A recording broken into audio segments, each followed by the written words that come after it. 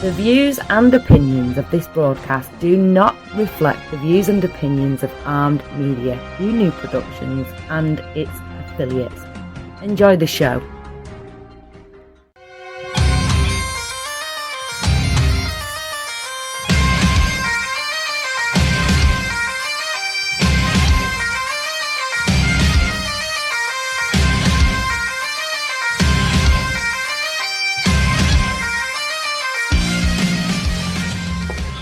Hey guys, thanks for tuning in. It's Monday night. You're listening to Two Beards Talking right here on Armed Radio. I'm Daniel Sanders, and joining me as always is my co-host DonnieJ. DonnieJ, how you doing tonight? Doing phenomenal. Excellent, excellent. As we always do at the start of every show, we want to give a big shout out to the troops out there. Ladies and gentlemen, keep up the good work. You guys are doing a good job. Come home safe. Everybody here is rooting for you. So we announced on the show last week that we were going to start doing a contest. And I'm pretty excited about this. Yeah, it's going to be cool. It is, absolutely. And we're actually going to go on ahead and get that out of the way right now before we get into all the fun and festivities of the show. So we are about to play an audio clip from a movie. And all you have to do is call in on our 1-800 number. It's going to be 1-800-508-5431. Call in, and we will get you on the air. And if you're the first caller to get the answer right, you win a $50 prepaid Visa gift card courtesy of myself and DonnieJ here at Two Beards Talking. So we're about to play that clip. Again, that number is 1-800-508-5431. And here is your audio clip. Now, for Christ's sake, does either one of you have anything even remotely interesting to tell me? Caught my first tube this morning, sir. So there you go. That was your clip right there. So yeah, that's a gimme. That is. If you don't know that one, you gotta crawl out from whatever rock it is you're living under and go watch that movie because it's a great film. Awesome movie. Yeah, that's a gimme. So. But yeah, we're going to we're going to leave the line open for 5 minutes. So it is 9:35 p.m. Central Time here in Alabama. So you have until 9:40 p.m. 5 minutes to call in and give us the answer. Loving this Alabama weather, by the way. Yeah, we are in Alabama, and it is. Well, let's see. I saw Satan today, and he had a bucket of ice water. It's like 105 degree was the heat index for today. Actual temperature was around 95. Some places 98. And tomorrow, it's going to be 110 degree heat index. And for those of you who don't know, I know you've heard people say this before. It's a different kind of heat in Alabama. It's a humid heat, and it is rough. And it's just a great day to be inside underneath the air conditioning. Absolutely. Yes, it is. Yeah. I see all these memes and pictures on Facebook about how it's, it's so hot outside. It's 5 degrees south of Satan's kitchen and everything. And no, I'm pretty sure we're in the oven in Satan's kitchen right now. You know, I've lived in Michigan. I've lived all over the United States, different places. But the one thing that I saw on Facebook, on social media, that pretty much sums it up. It said, if you want to know what it's like living in Alabama this time of the year, go take a hot shower, get out of the shower, put your clothes on immediately. Don't dry off and walk around. Yes. That's pretty much it. Yeah. Yeah. It doesn't, that pretty much hit the nail on the head right there. That's it. That's life in Alabama. There's a friend of mine who moved up here from Florida. Said, I moved up here to get out of the heat. He's sitting there sweating, and he said, I'm sweating so much. I soaked 2 shirts today. I said, welcome to Alabama. In August, sweating is what we do. Absolutely, continuously. So. Nobody has called in yet, so again, I'm going to give that phone number. It is 1-800-508-5431. If you know the answer, call in. All you got to do is call in, give us the right answer, and that's all you got to do to win a $50 prepaid Visa gift card. We got a great show this week. We're gonna. I'm interested in talking about it. We'll give a little preview here, which is in the news everywhere, and conspiracy theorists will. Well, actually, I don't really see much of a conspiracy theory in this. We're going to be dealing with Jeffrey Epstein's death. Yeah, there's no conspiracy there. It's the government's not even trying to hide it, really. They shouldn't. I mean, because really, what can they do? What can they do at this point? Yeah. It's you're in a maximum security place, and you don't have any. How did he have a belt? Is what I want to know. What did he hang it? He hung himself with a belt. Well, we're going to get into that in a minute. And I'm just really interested in this because this is. There are a lot of heads going to roll. A lot of skeletons are about to emerge from the closet, and I'm just watching with sadistic glee. Yep. Yeah, we still got about 2 minutes left on the contest line there. Again, that number is 1-800-508-5431. Just in case you missed it, I'm going to go ahead and play the clip again. Again, you got 2 minutes left to call in and give us the right answer, so here's the clip again. Now, for Christ's sake, does either one of you have anything even remotely interesting to tell me? Caught my first tube this morning, sir. I could listen to that line 1,000 times and it'd never be old. You can quote the movie. Yeah. So yeah, we got 1 minute left on the contest line. Again, the number is 1-800-508-5431. So yeah, I'm really interested in I'm really interested in talking about this tonight because, like I said, there is no the government's not even trying anymore. Well, I mean, when you've got somebody that's committed crimes of this magnitude that has been it's been glossed over. He was given a sweetheart of a deal, and then turned around and the guy was looking at a very active social life in prison. We'll just leave it at that. And I can't say that if I was him that I wouldn't be thinking about suicide, but the point of putting him where they put him was so that he couldn't do that, so that the victims could get justice. Right. It is now 9:40. The contest line is closed. I tell you what, we'll try this again next week. Yeah. Absolutely. We're going to try this again next week. So y'all be sure to tune in and listen. We'll have another audio clip prepared for y'all. All you got to do is call in, guess the name of the movie, and that's all you got to do to win a $50 prepaid Visa. So the contest line is now closed. And we're going to get into tonight's show. Of course, as you said, it's been all over the news, all over the place. Jeffrey Epstein is obviously who we're talking about. And, yeah, the thing about it is he was put on suicide watch, 2 weeks ago? First time he tried to commit suicide, supposedly? Supposedly, yeah.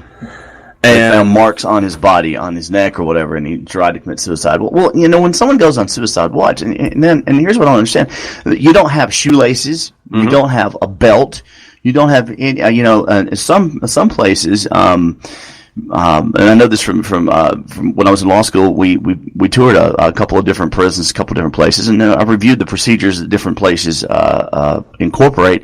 They make you wear what's basically a paper outfit. You have a shirt and pants that are made of paper. Yeah. And so there's nothing that's strong enough to keep you to sustain your weight that you can hang yourself. I mean, where did he hang himself from? There's all these questions, and I'm just wondering when they're going to get answered. Yeah, and truthfully, I don't know if we'll ever have the answers to it. But like I said, this is that you cannot get any more. I mean, I'm not going to call it 100% just clear cut and dry, but I mean, come on, it's pretty obvious. I mean, for those of you who don't know, Jeffrey Epstein was convicted on sexual trafficking charges and conspiracy to engage in sexual trafficking also. Yes. And he had a lot of ties to some very powerful political figures. He had a black book. Yes, he did. I'm talking, and when I say powerful political figures, I mean he had ties to the Clintons. He had ties to President Trump. Mm-hmm. Had ties to President Trump. Had ties to British royalty. Yes, absolutely. Had ties to not just the presidents, but he had ties to senators, to some congressmen. Mm-hmm. If you were high-powered and you wanted to fly somewhere, and you didn't want to fly, on a regular airline, want to fly on his luxury G6 or whatever, Jeffrey Epstein was your guy, and he also owned an island in the Caribbean.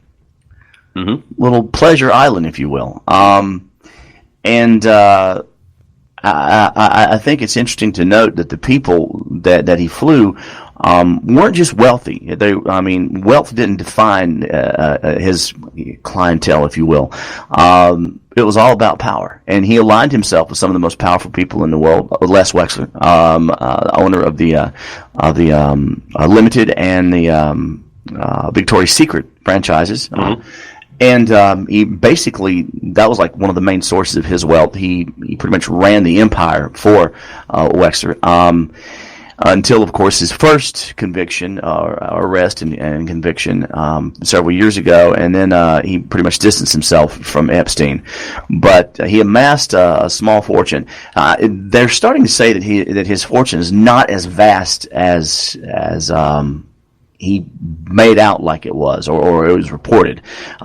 He had money, but it wasn't. It was enough means that he could escape. If he wanted to flee the country, he could. So having his passport revoked and having him denied bail, that was a smart move, because he could definitely have gotten out of the country if he wanted to. However, his resources was not quite as unlimited as it was led to believe. Right. Now, I did not know this about Epstein. I knew he'd been involved in some stuff before. Turns out he's actually been involved in sexual crimes before. Yes.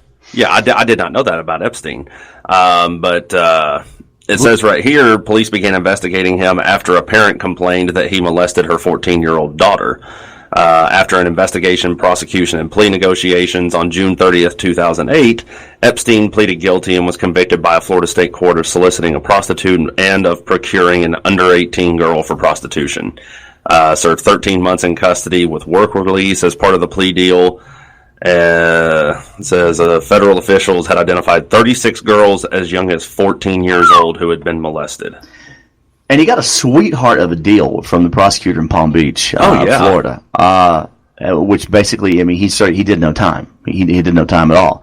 But he had to register as a sex offender. Right. But a billionaire sex offender, things are a little bit different. It's not like, the conditions were much different for him, and which is what allowed him to continue on his pattern of behavior. And let's get into the hypocrisy. I noted with amusement that people from President Trump's staff and from the White House were pretty much abuzz on Twitter and throwing some pretty serious tweets out there. Accusing the Clintons, Hillary Clinton, or the Clintons of being complicit in his death, which could very well, very well be true. At this point, I'm not a conspiracy theorist about this. I'm looking at the realistic aspect of this whole thing, and how does somebody that's in protective custody on suicide watch commit suicide with a belt when they weren't supposed to have a belt? Right. But aside from that, the Trump administration, several people were making fun of and posting on social media, and then a picture shows up of Donald Trump standing with his arm on or around or kind of on Jeffrey Epstein at a party that they had, pointing at some young girls in the photograph. When you live in a glass house, you shouldn't be throwing stones. Right. I'm going to, because I've not seen the photo and I want to look at the photo myself.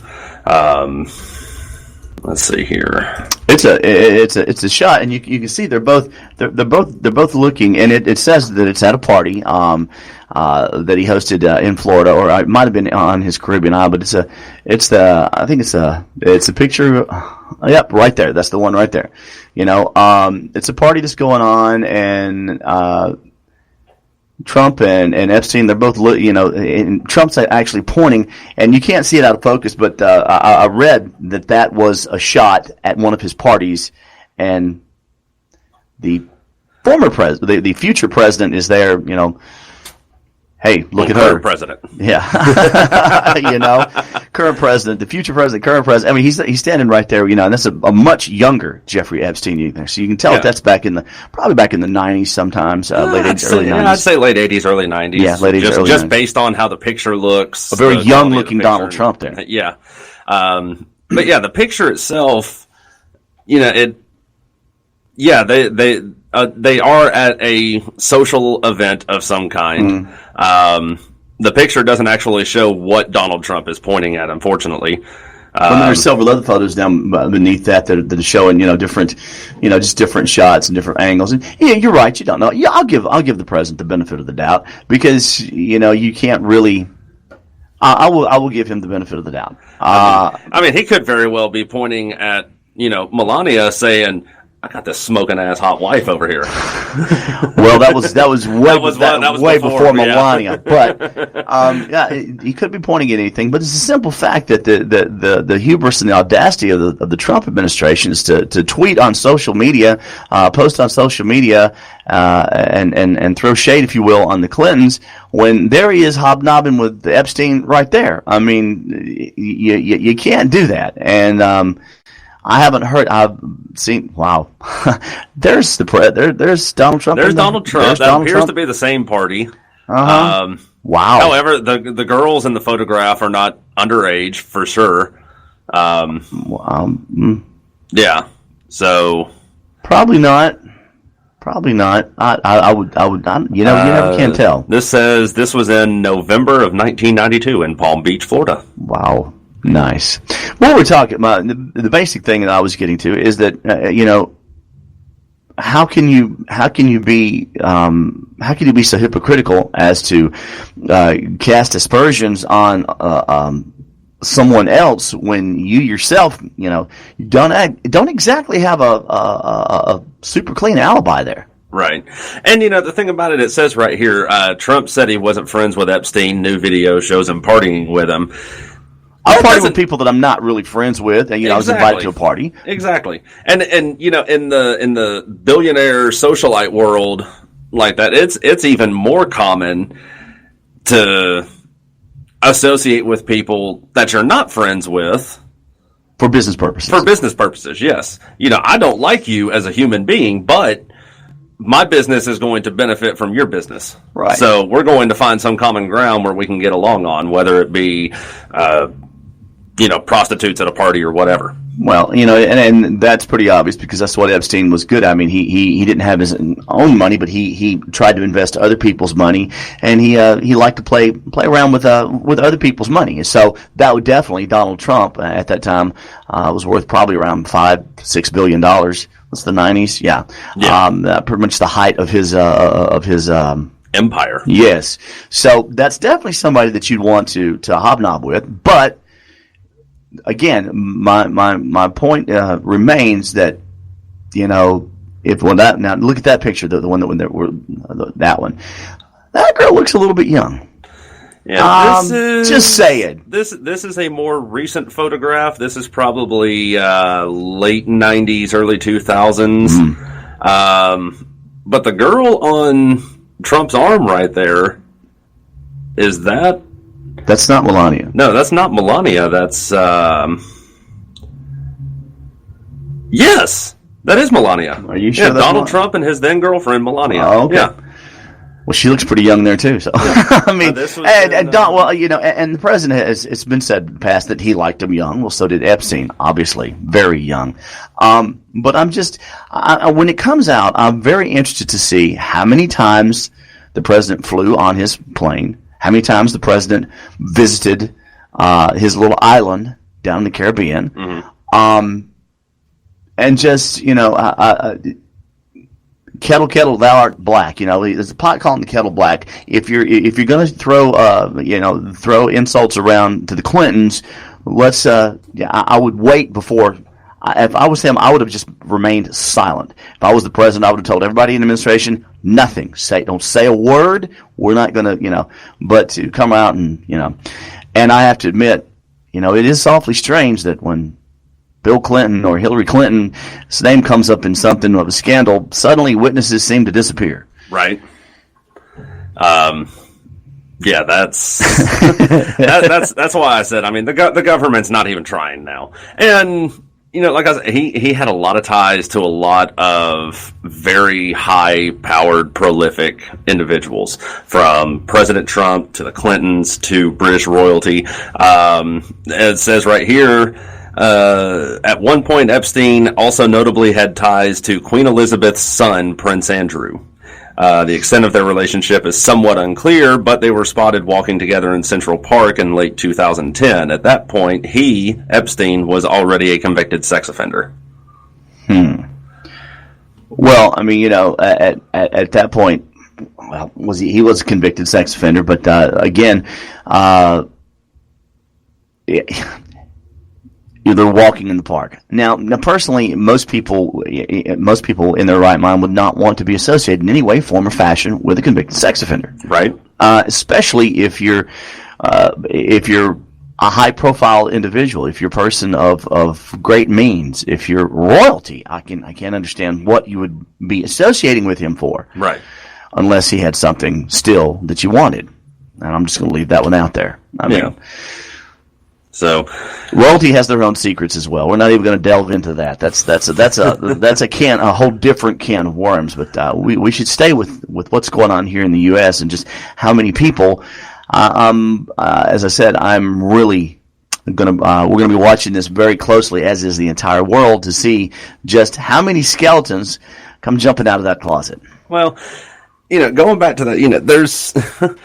There are, like I said, a lot of people that he associated with who had reason to make sure he committed suicide. Well, but then I word it that way. I see what you did there, sir. Everything from like we've already said, the Clintons, President Trump, all of these individuals. The British royalty, all of these individuals are in a position to say, he knows something and we don't want other people to know it. Well, I think the only way it could have been more blatant is if they said that he was found dead in his in his cell, an apparent suicide from shooting himself in the back of the head 3 times. I mean, can you get any more? Can you get any more blatant than that's the only way that you could, because there's no way he could have gotten a belt unless someone gave it to him. Right. He didn't have shoelaces. I'm thinking. And the coroner is not releasing. They have not released details yet. Well, they have said that they said it was not foul play. They came right out instantly and said it's not foul play. Well, it says right here, an autopsy was performed on August 11th. That was yesterday. Right. Yeah. And the New York City Medical Examiner's Office announced that it needed more information before the cause of death could be determined, though it is presumed to be suicide. Well, yeah. Well, Fox News yesterday was reporting that somebody, one official associated with the attorney's office, with the district attorney's office, prosecutor's office, came out immediately. It might have been associated with the prison. Came out and said that it was not foul play. I mean, like almost immediately. Our autopsy's being done. We can't give you the results, but it's not foul play. Really? Okay, we're awfully quick with that one. Yeah, that's. And them pockets are looking a little bit fat there, buddy. Exactly. Somebody paid somebody lots of money to off him, and it surprised absolutely no one. People were there was probably betting pools out there as to how long he was going to last. Either he was going to commit suicide by shooting himself in the back of the head 3 times, or he was going to get attacked in prison, which is pretty much the fate, and well deserved, of pedophiles everywhere. You don't last long in prison. I would like to take this opportunity to point out the fact that neither you nor I have any information, incriminating or otherwise, against the Clintons or anyone else involved in this case. I know nothing about anything to do with the Clintons at all, whatsoever. Fine individuals, a great president, voted for him twice, and I like Hillary too, so we'll get that out there right now. I don't know if I could push myself to say that. Hey, at this point, I'm saying I like Hillary too, okay? Hey, I just want you to know, Hillary, if you're listening, hey. I mean, this woman's reach is far and wide. Yeah, but so is it's like the meme that was on social media during the during the presidential election, when they were in the primaries, and Biden was trying to get the nomination, and he was making fun of something. And there's a picture of then President Obama and Vice President Joe Biden, and Biden's laughing, and Obama has a kind of semi-serious look on his face, and the caption said, "Hey Joe, you do know she kills people, right?" I do remember that picture. You know she kills people, right? I better watch that. And I mean, we could just go on and on and on. And I think we're going to too. Well, I mean, this is just and I'm really loving all the memes and all the ridicule on social media. And this is a person who you can't even give him the benefit. Epstein, you can't even give him the benefit of the doubt. He was already convicted once, and so then they bring this up again. So this is you don't have to say alleged. This was a convicted pedophile, a convicted sex offender, who liked very young women. Yeah. And at this point, we don't even know. We know 14 at least, which is sickening. But how much further does it go? Right. And just how many people? I cannot wait to find out just how many people availed themselves of his little taboo goodies. I mean, right. Yeah. Going back to the memes, I don't know what it is about the internet community, because they're warped. No, they are. Absolutely they are. Because, I mean, you got to think about it. Which, granted, the internet was not as big as it is now. But, you think back to, just take any event from the 90s. Any tragedy from the 90s, anything like that. Right. And put it in today's society with the way the internet is and social media and everything like that. I don't want to use it, but just because it's the first thing that popped in my head, Columbine. Right. The internet was just in its infancy then. There was no Facebook. There was just, I believe that was when AOL had first gotten started, because that was like 1998. That was my first year in law school. I remember that happened right about that time. And that was everywhere. But, I mean, today, oh my Lord. Yeah. So, and I'm not saying that Epstein's intentional suicide, however you want to word it. I'm not saying that it's not a tragic event, because, I mean, my personal belief, as I believe yours is he deserved what he got. He deserved what he got, but also, there should have been a day in court. Absolutely, yes. There should have been a day in court, and I'm going out on a limb here. Of course, the day in court should have been, for the victims. But what if the 2008 was an isolated event and he hadn't done anything since then? What if this was a bunch of people jumping on a bandwagon? They've already said right now, the attorneys for the victims have already said that they're going to continue to pursue claims against the estate of Jeffrey Epstein. So the man's dead. He's worm food, and they're still going to be going after feeding off of the carcass, because he's got money out there, and they're going to liquidate his assets and try to divvy it up. Now, any girl that may have ridden on that plane or may have gotten a ride or been associated with him in any way, form, or fashion can come forward now, and who is going to rebuke it? Who is going to say, he's not alive to say, I don't know this girl. I've never met this girl. Show me a photo. Now it's going to be a major effort, a major task for the attorneys to. The burden of proof will be on the accuser. Yes, absolutely. Yeah. It's shifted. The burden of proof is on the accuser, and now they've got to say, okay, I was here at this date. I was on his island this date. I was on his plane this date, and here's what happened. Now, nobody can ever say what happened, but they've got to prove the times and dates and places, and you're going to see them come out of the woodwork now, because everybody wants to jump on this train. Yeah, I'm just out of curiosity, just for my own curiosity, I'm curious to know what his actual net worth was. It was millions, but not billions like he, first the headlines was billionaire Jeffrey Epstein. He wasn't a billionaire. He was a multi-millionaire, but, his net worth was, somewhere around 500 million, I think, or something. Yeah, it says right here his net worth of $550 million when he was asking to be released on bail from the jail where he was found dead from an apparent suicide on Saturday.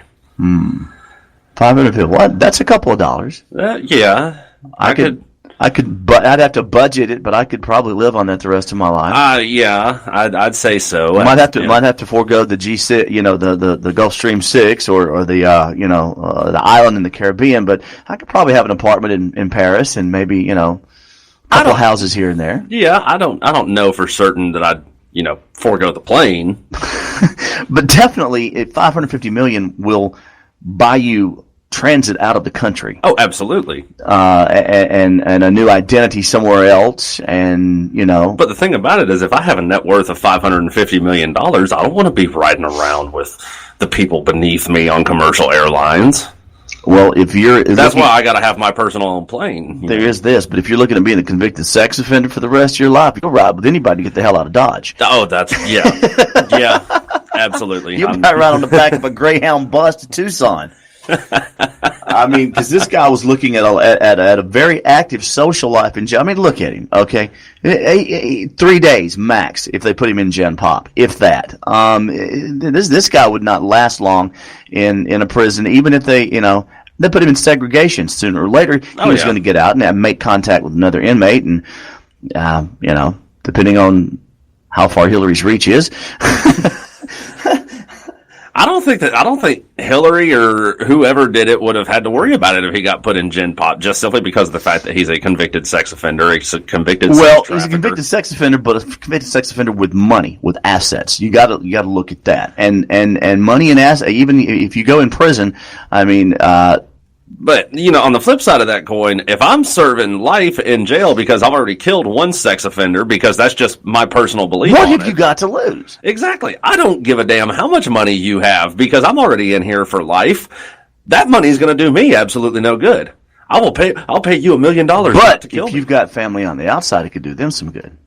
And see, that is what is, for lack of a better term, that's what's so attractive, and that's how they get you. Is like someone like he would go into prison.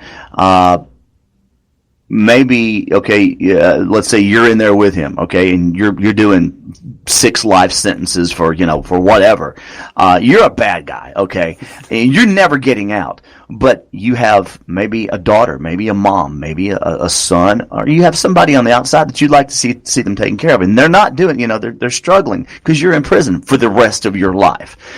Hey, Epstein, how badly do you want to live? I need some funds transferred to such and such, and I'll protect you. That's how they get that, and that theoretically could have happened to him. Absolutely.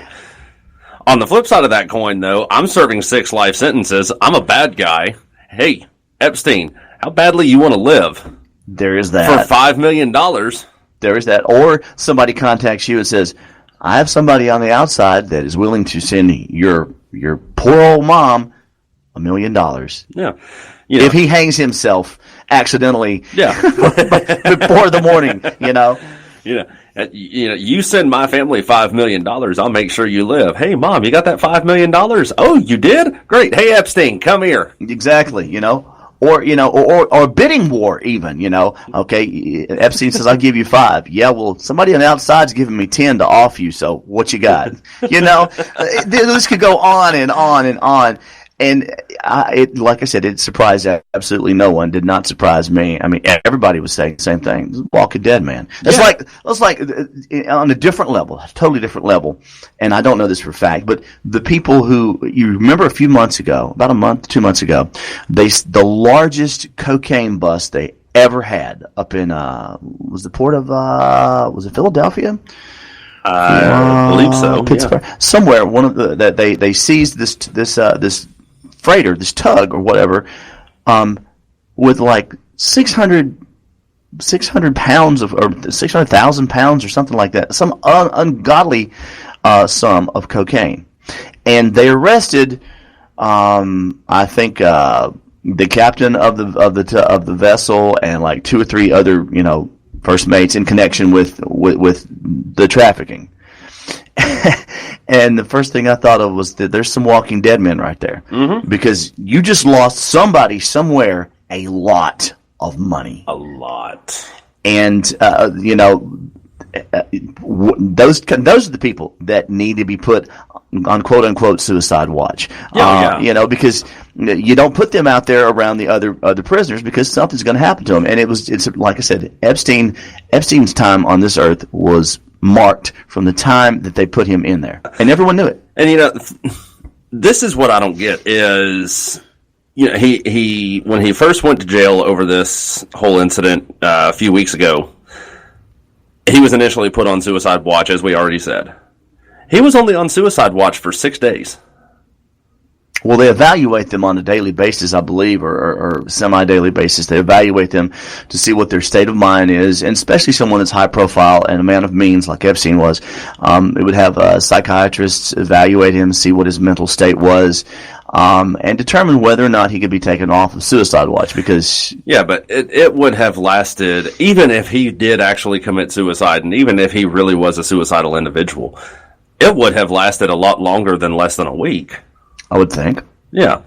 So that depression doesn't go away. I mean, if you're really, because what did he have to look forward to? The judge said, "I'm not going to release you. I'm set no bail. Mm-hmm. Not going to let you out. You're going to stay here until." And they were saying that it would probably be 2020. They were looking at his defense team was saying, we're not going to be able to get to this before Labor Day of 2020. So he's looking at being on pretrial confinement for a year, in solitary for the better part of a year. Yeah, because they wouldn't be able to put him out there with the other prisoners. So if you look at it from that standpoint, his outlook was pretty bleak, and I can understand how he would want to commit suicide. But how he actually did it, that blows my mind. Because if you're on suicide watch, you don't have shoelaces or belts or anything that you can use to make a noose or cut your wrist. Exactly.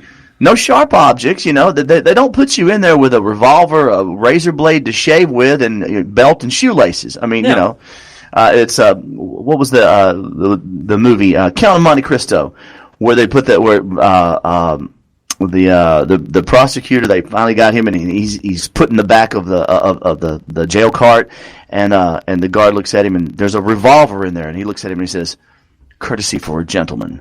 And of course he takes the musket pistol, he sticks it in the roof of his mouth and goes click, and at that moment the Count of Monte Cristo leans up. He goes, "You really didn't think I was going to make it that easy for you, did you?" It's not like that's not what happened. But apparently somebody got him the means to commit suicide. Yeah, I agree. And I bet you that person, I would first check to see who recently got transferred from there. Who just after his death, who got transferred to another prison or to another section of the prison, of the jail cell? Who suddenly has been working there and all of a sudden this person's transferred to another ward of the prison? Or on the flip side of that coin, who was just recently transferred in? There you go. There's going to be a major they've already saying there's going to be major investigations. Of course, everybody's calling for an investigation, but I think really nobody gives a damn. I know I don't. I could care less, except it's a great subject to talk about and pontificate on and theorize, and the conspiracy theories are going to abound now. But at the end of the day, here's a man who whether there's just no way to get around this. Here's a man who stole the innocence. Yes. Of lots of young girls. Yes. And he didn't get what he deserved, because what he deserved was to rot in jail, to be tortured every day, to go through the hell every day that he's probably put these girls through. And instead, he quote unquote took his own life, right. Took the coward's way out. And who stands if he had not been suicided? Mm-hmm. I won't say he committed suicide. I believe. I like that term, suicided. I believe wholeheartedly, he didn't get murdered. He got suicided. that this was somebody else's doing, because And I won't even get into the because. Follow the money and who benefits. Who stands to benefit from his death? Mm-hmm. Who had more to lose than anybody if he had lived long enough to go to trial and start naming names? The President of the United States. The President of the United States. Prince Andrew? Yeah, Prince Andrew. Okay. What's Prince Andrew got to lose? One, he's a British citizen. He's royalty. Who the hell is going to extradite him, and what court is going to convict him? Thank you. Exactly. So we can rule out Prince Andrew, okay? Because he just won't be making any more visits to the United States, and Great Britain's not going to extradite a royal. I don't care what he did. No, but he might wind up in a car accident. There could be that, bombing at Harrods or something like that, But we'll just take him out of the equation right now. The two people who had the most to lose. Now, I don't really think that at this point that it's realistic to think that Hillary could ever mount another bid for the White House. I think her days as a senator and her days as a politician in general. Well, pretty much. She'll be the quote unquote elder statesman because she has been a senator and first lady for many years. But her days in politics are over. Bill could care less. He's running his foundation and he's doing his thing. And but Bill did stand freedom to lose if it was determined and found out that But then again, even going after a former president is going to be hard to do. Right. Going after a sitting president is damn near impossible. Right. But the person that had the most to lose with an upcoming election would be President Donald J. Trump. Absolutely. And I'd like to put out there again that I don't think Hillary did this. I can't state that enough. No. I'll bite the proverbial bullet. I think she did do it. All joking aside, I mean, those are the two top suspects, and it's going to be that way. But let's just see how often it gets deflected in the news. See how often it gets. This is going to be one of those things. You won't hear about it on Fox News, of course, because they're going to take their bias. They slant to the right, and you'll be hearing about it a lot on CNN because they're biased. They slant to the left. But I think it would be interesting to see what, and this goes back to what you said about Prince Andrew. Let's see what the BBC has to say about this. Let's see what Reuters has to say about this, or the really true independent news networks out there that do independent reporting, because you're going to have a slant one way or another depending on what station you watch. If you watch mainstream, media, but the one that had the most to lose is the one that's probably going to be the most silent. And at this point, I don't know. I mean, you've got the Trump administration tweeting some things, but I bet you in the next few days, they shut the hell up. I'm sure they probably will, just simply because of the fact you're going to have, everybody is screaming conspiracy theory. Everybody is screaming somebody in the government had something to do with this. Shit, the people know. Now we've got to throw another mass shooting out there to deflect. Let's take some of the attention off of Epstein and another mass shooting. And that's a terrible thing to say, but that's exactly what happens, because something like this can dominate a news cycle until something worse comes along. Mm-hmm. It's like a quote that I saw on a Netflix TV show, The Crown. It's a quote from Queen Elizabeth, since you want to throw royals around here. Back to when Jackie Kennedy visited Great Britain and made a little bit of an embarrassment of herself with some things she said or whatever. They became friends. They mended things, and then once they got back home, President Kennedy was assassinated, and she in the show she's seen as saying how unhappy Jackie Kennedy was, and how much she hated the spotlight, and she hated the fact that she was always being drugged around all over the place. She hated the politics. She just hated the life that they had for the most part. And then the president, of course, gets assassinated. And here's the quote. She says, "That's the thing about unhappiness. All it takes is something worse to come along to make you realize that you are actually happy after all." Well, with something like this, the Epstein thing is bad. But what it takes is something worse to come along I'm not saying to make you realize this isn't bad, but to deflect your attention, to take away from it. And within a few weeks, if something else does pop up, God forbid, I hope not another shooting, but any kind of tragedy will take the spotlight off of this. And that's what the Trump administration really wants. I mean, if there's pictures out there floating out there of me with my arm around him at a party I don't care if it was in the 90s, and I'm the president of the United States, this is a serious impediment to my reelection bid. Mm-hmm.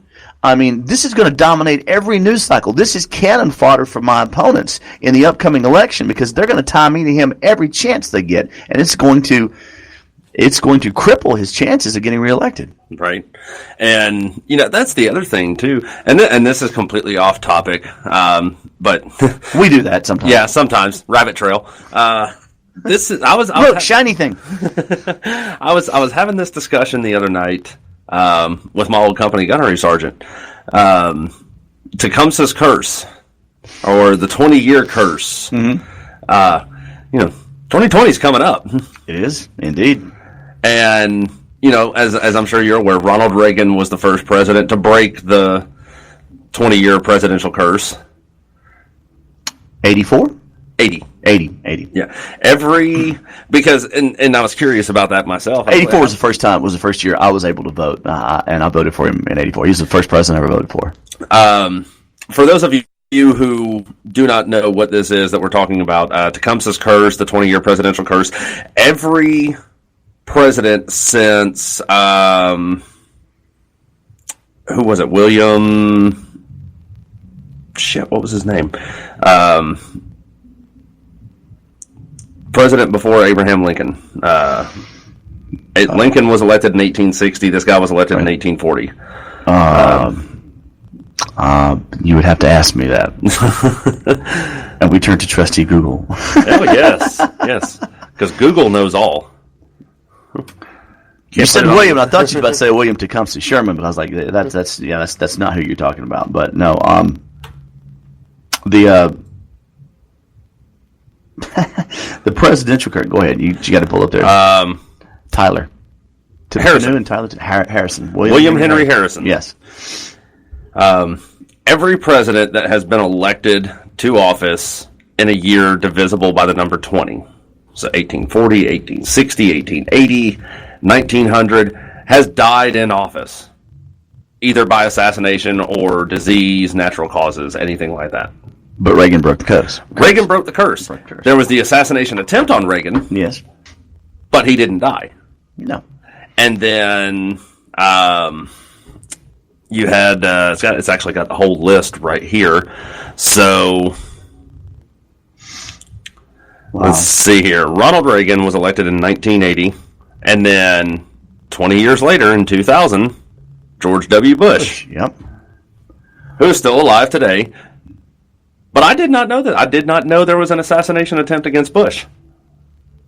Well, I vaguely remember, it was not much of an attempt, but it was technically an attempt. Yes.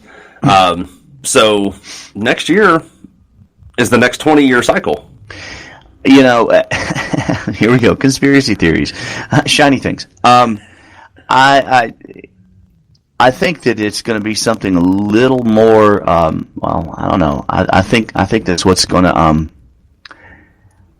I don't think anything's going to happen to Trump, but I think that his bid for re-election, I think it's rapidly fading. It is. No one's going to challenge him from his own party, but.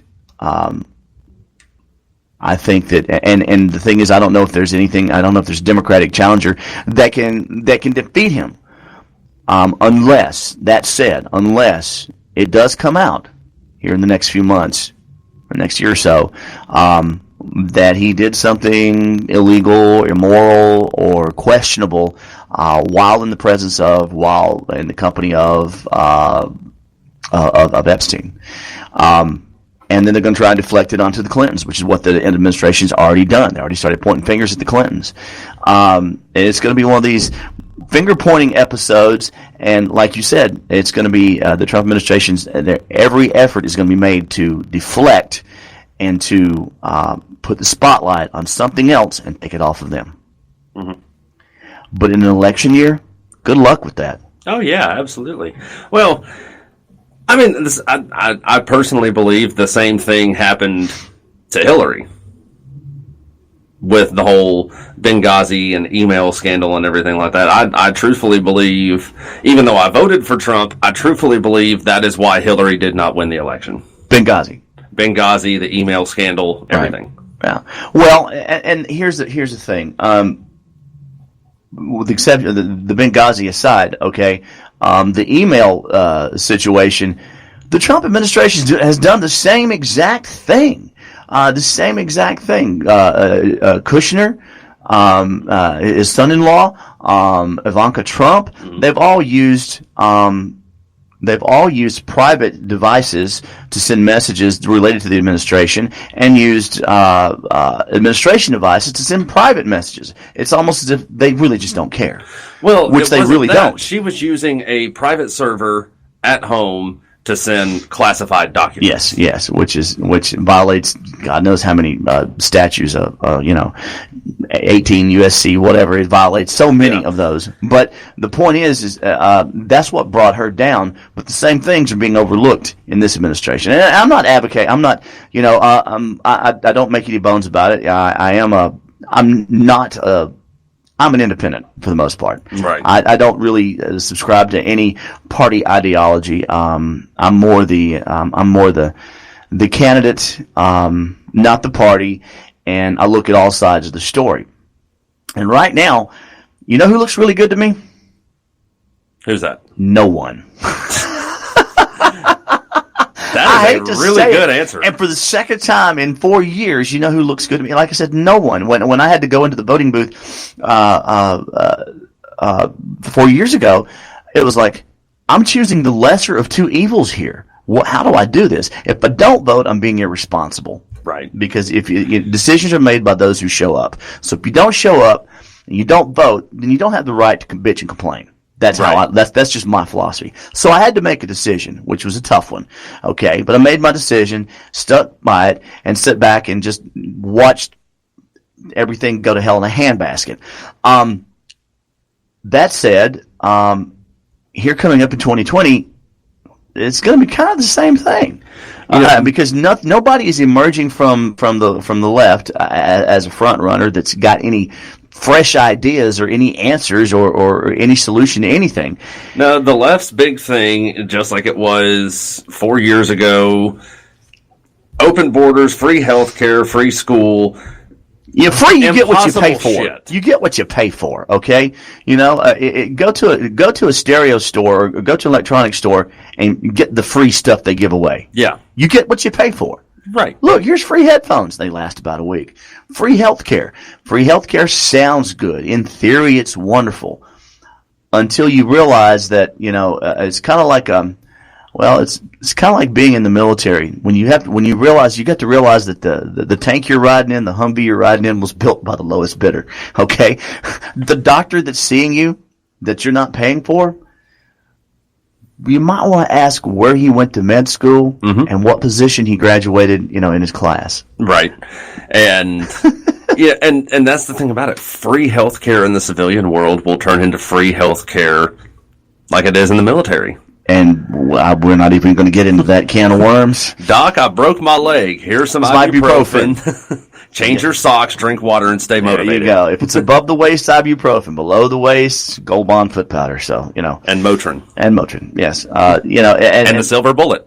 Hey, let's not forget the silver bullet. You don't want to fall out on a run. Guaranteed. Great motivating factor. Oh, absolutely. Yes. But back to the point is that I'm not seeing anybody that I really want to vote for in 2020. You know who I would really love to see run for president? Please say Colin Powell. Colin Powell would be a great one. I would love to see Colin Powell do it, but I don't think he ever will. No. Alma's not going to let him. His wife does not want him running for president. She's like, he's given his life to his country. I want him home with me now in retirement. I actually have two people that I would love to see run for president. First one is Saint Mad Dog Mattis. Hey, I could get behind that candidate. I would love to have a president. Saint Mad Dog Mattis. Saint Mad Dog, yes. I would love to have a president, one, whose nickname is Mad Dog. Well, two, who killed 10 insurgents with a hand grenade and then it exploded. The other person I'd love to see run is Trey Gowdy. Trey Gowdy. No, I'm not so sure about Mr. Gowdy. I mean, maybe not for president, but certainly, most certainly for attorney general. I could get behind him for AG. But yeah, Mad Dog Mattis, that'd be phenomenal. Colin Powell, I said that because I met Secretary of State Powell, General Powell, several years ago. He came to Huntsville, Alabama on a book signing tour, and a phenomenal guy. I've read his book, My American Journey, and I think he did a phenomenal job as Secretary of State. And if you will observe, the people who do the best jobs usually stick around for about 2 years with an administration, and then they're like, "Okay, I'm out of here." And when they start to when the good ones depart, you can mark from that moment the decline of an administration. Mm-hmm. Case in point, Mad Dog Mattis. Mad Dog Mattis exited from the Trump administration. He did his job as best he could for a couple of years. Had some great strides, did some great work, but then exited. So we are running out of time. So again, I'm going to say this next week. Tune in again. Be sure to listen in live. Different movie clip next week. Different movie clip for a chance to win $50 prepaid Visa. Again, big shout out to the troops out there. Come home safe. Everybody's doing a good job. We're all sailors too, by the way. Sailors, Marines, Coasties, Airmen, everybody. So from Two Beards Talking, this is Daniel Sanders. I'm DonnieJ. Thanks for listening, everybody.